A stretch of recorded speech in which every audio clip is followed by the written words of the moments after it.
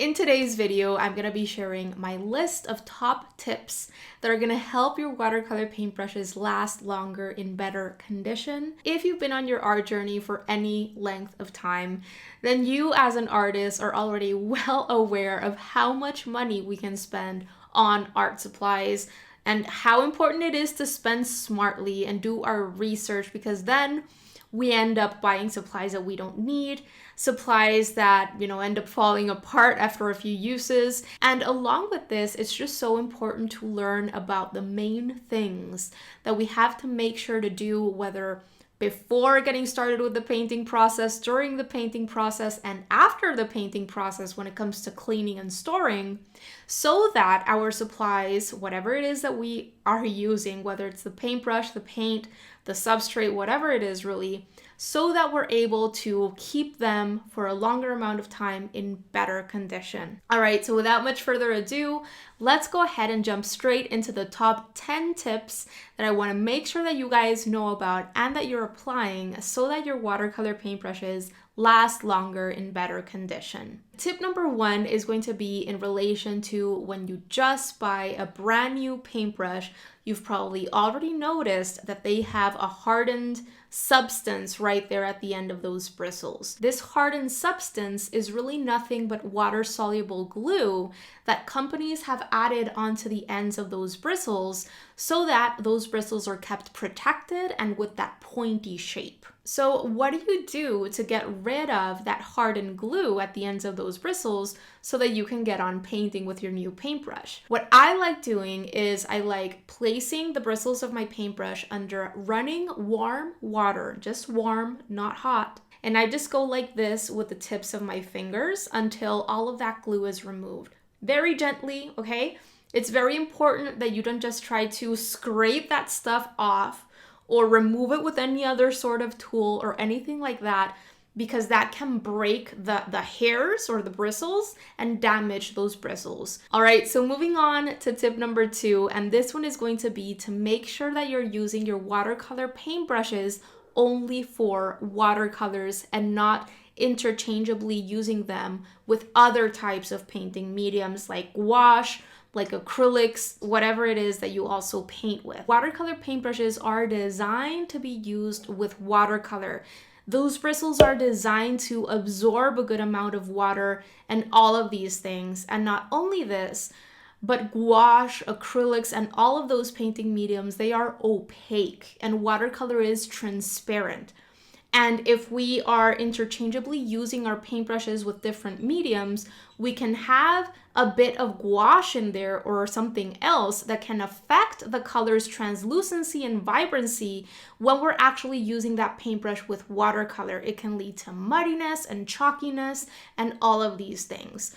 So yes, there are artists out there who use those same paintbrushes with, say, gouache and stuff like that. I personally just avoid that and use different paintbrushes for gouache and other painting mediums. I have my watercolor set, I have my acrylic set, I have my oil set, and I do not use them interchangeably. Tip number 3 is very simple but very important.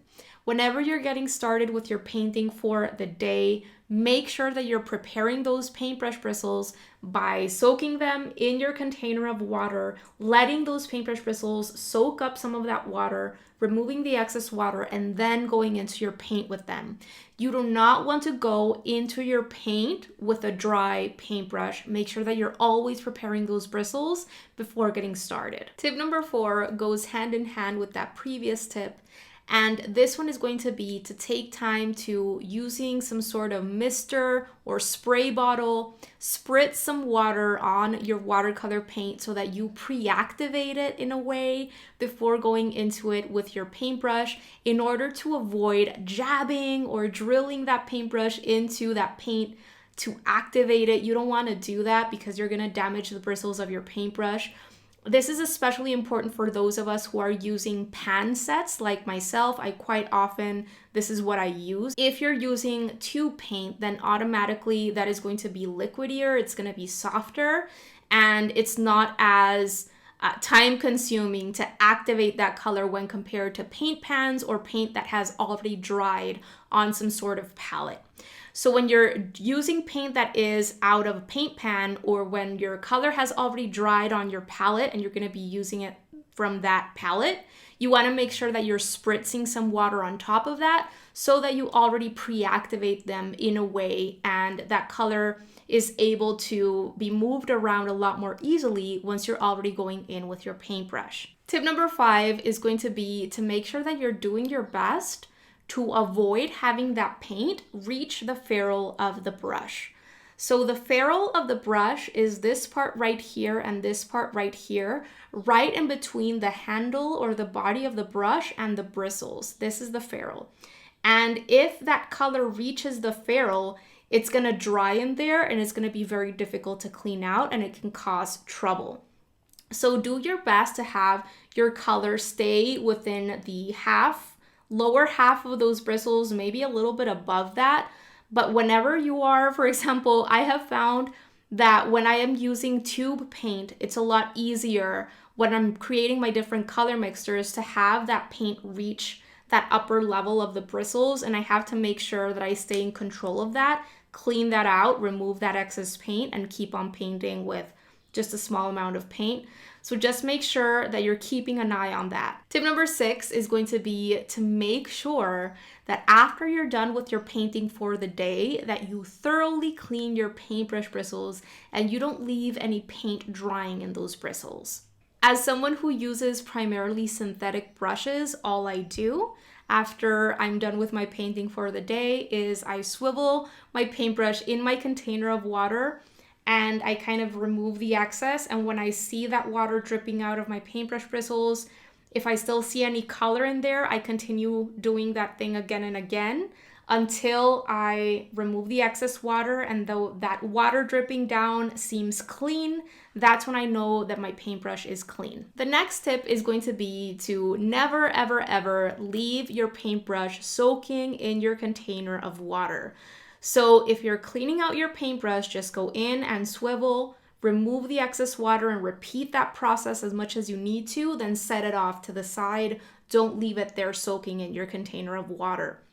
And the reason this is because water travels up the ferrule of the paintbrush, and when it reaches this area right here, it can damage that glue that is holding the bristles together, and it can even travel further and damage the handle of the brush if it's made of wood, or maybe if it has that kind of plasticky enamel around that wood, it can also chip it and damage it. It can also damage the bristles, right? If you leave that paintbrush soaking in that water and the bristles are like so at the bottom of your container, it can really do a lot to modify the shape of those bristles. So never leave the paintbrush soaking in your container of water. Moving on to tip number 8, and this one is going to be, once you're done with your painting for the day and you're done rinsing out those bristles thoroughly, make sure that you're leaving your paintbrush to dry either horizontally on some sort of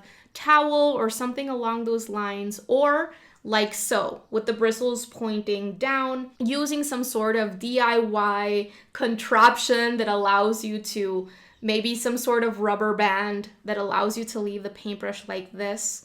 I've seen some of these on Pinterest. I may leave a link to one of those below in the text section of this post in case you'd like to try one of those DIY drying contraptions. But there are also actual things that you can buy, paintbrush dryers, which allow you to leave your paintbrushes drying in this position. And this goes back to the point that I was previously mentioning. Once you're done painting, the bristles of your paintbrush still contain some amount of water and moisture in them. And because of gravity, the water travels downward into the ferrule of the paintbrush, softening the glue that is holding the bristles together and traveling even further down, which can damage the handle of your paintbrush. I know that it can look super cute and it can be very practical to just have some sort of mason jar right there beside you and want to place your paintbrushes like so once you're done with your painting for the day, but please don't do that. Either leave your paintbrushes in a horizontal position or something like this so that that water travels down. Moving on to tip number 9, and this one goes out especially for those of you who like investing in and using natural hair brushes, which tend to be a lot more expensive and need to be taken care of a lot more carefully than synthetic brushes. So what I would recommend you guys do is at least every couple of weeks or so, make sure that you're deep cleaning and conditioning your paintbrush bristles so that they can last longer in better condition. They tend to be a lot more fragile than synthetics, and you do have to make sure to devote more time to cleaning them and conditioning them. There are many awesome products out there that are cleaners slash deep conditioners that you can buy. I'm gonna make sure to leave an option at least down below for you that you can check out. But essentially, you wet your paintbrush bristles a little bit, then you swivel your bristles in that. Sometimes it comes in a little plastic circular tub in a solidified kind of way, and you can just swivel your paintbrush bristles in there. And then what I like doing is just going in the palm of my hand like this and just continuing with that process. And other times it's in liquid form. So it depends on the type of deep conditioner slash cleaner that you buy, but I would definitely recommend investing in one of them and making time to do that process at least every couple of weeks. All right, and the very last tip number 10, is going to be to make sure that if and when you're using masking fluid, make sure that you're not using your watercolor paintbrushes, or at least not your favorite or your most expensive paintbrushes. And if you are, which I don't anymore because I've damaged paintbrushes to the point that I've had to throw them away. So if you've been through any of my watercolor painting tutorials in which I'm using masking fluid, you probably know that I like applying the masking fluid with toothpicks and some other types of tools instead of using my paintbrushes. But if you are going to be using paintbrushes to apply masking fluid, make sure that they are cheap, or maybe they're already damaged or something like that. And also, you can make sure that you completely coat those bristles in some sort of dishwashing liquid or soap. Bar soap can also do the trick. And that is going to help that liquid latex. That's what masking fluid is. It's liquid latex. And once it gets into those bristles, it's just super difficult to remove, if not impossible. So by coating your paintbrush bristles in soap, whether it's dishwashing soap or a bar of soap that you kind of go like this over, make sure that you coat those bristles well with soap, and that makes that masking fluid a lot easier to remove. But again, make sure that if you do use a paintbrush, that it's old, that it's already pretty bad, that you don't care about it very much at all anymore. Okay, so those are the top 10 tips that I wanted to make sure that you guys know about and are applying as you move forward in your journey with watercolor. And just to end this video, I wanted to share with you guys that for me, with my way of working, with the techniques that I use, and with the way that I am, which I really don't like to spend that much time cleaning paintbrushes and deep conditioning them and all of that, I would just much rather create more art. Because of all of these things, I like using synthetic brushes. Synthetic brushes are getting better and better each and every year. They are resembling natural hair brushes more and more, and they lead to amazing results. They are more accessibly priced, as I said, and if you have to replace one, you're not going to feel as bad because it didn't cost as much. Honestly, I'm not that kind of artist that likes spending $50 to $60 on each paintbrush. And for me personally, it doesn't make sense.